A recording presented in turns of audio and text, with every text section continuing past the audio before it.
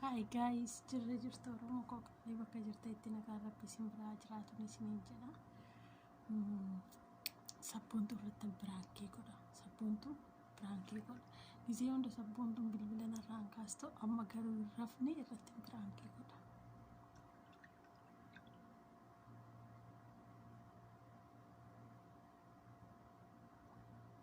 Bilbila irraa jirti.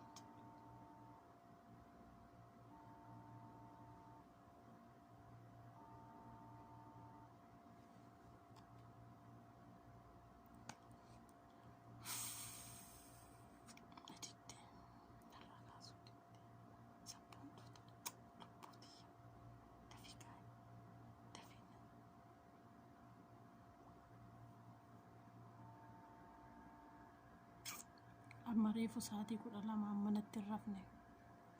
Abbaa ta'e biraankii gootissi amane.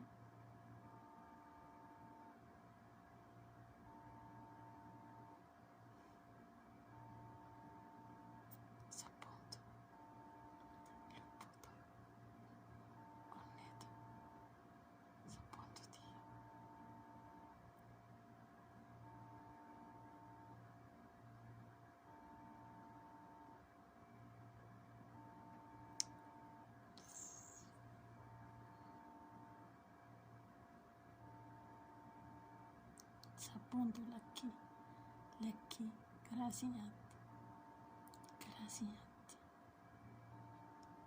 Maqaan koo Arabaan jiraa yoo ta'u Arabaan natti bilbileettee gola keessa fiigdi.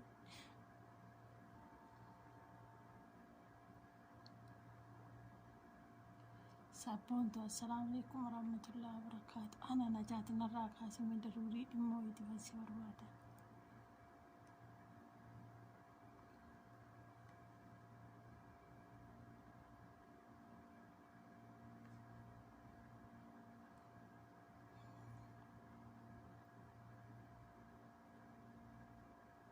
Sabboontuutu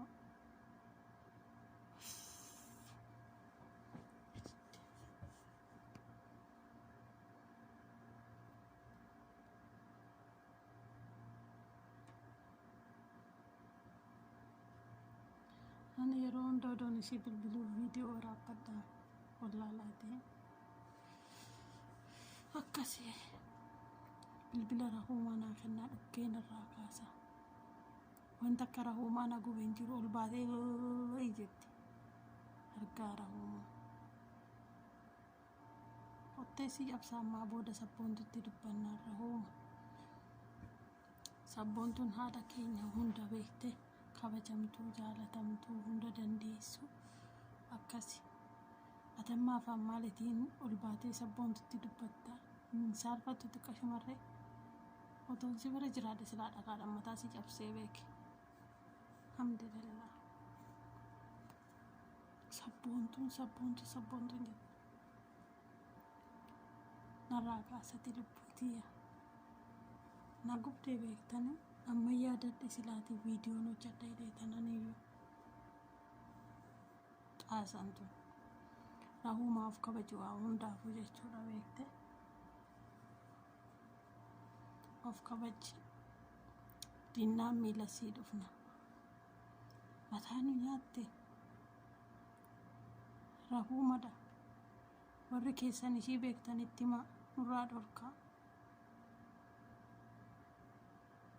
Oduma ta'ee waan keessan haasa'ame tokko eenyu gubbaatti ol baasee jedheen miidiyaa gubbaatti fudhattee maal baatara?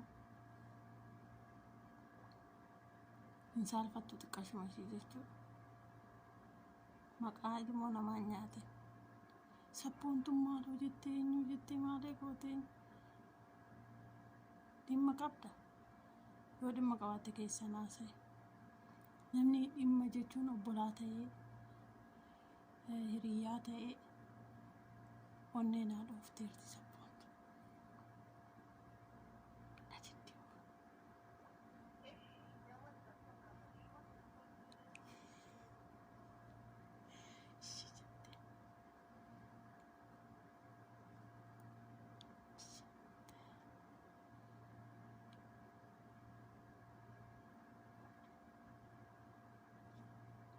Akkasi rahuma waa hundaafuu of kabaji lubbuu of kabaji kottee cabda jechuudha.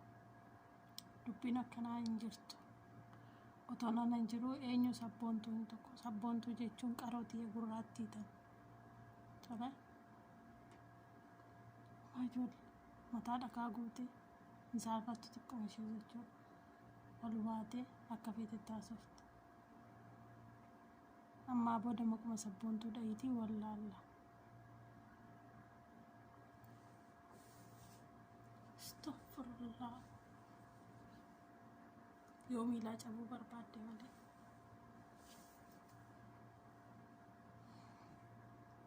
Akkasi. Kabaja immoo abbaatu of jalaan deemaa jedha warri Arsiin beektaa miti. Mataa nama nyaattaati. Mataa nu nyaatte nu fitte.